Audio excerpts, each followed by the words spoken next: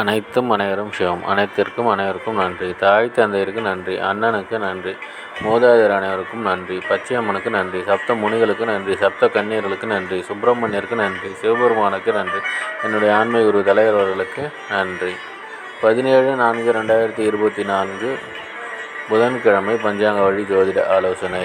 இன்று உங்களுடைய கர்மவினை தீர தம்பி தங்கைகளுக்கு உதவி செய்யுங்கள்.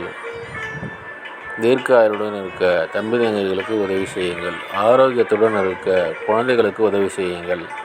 பணம் பெருக அண்ணன் அக்காவிடம் ஆசி பெறுங்கள்.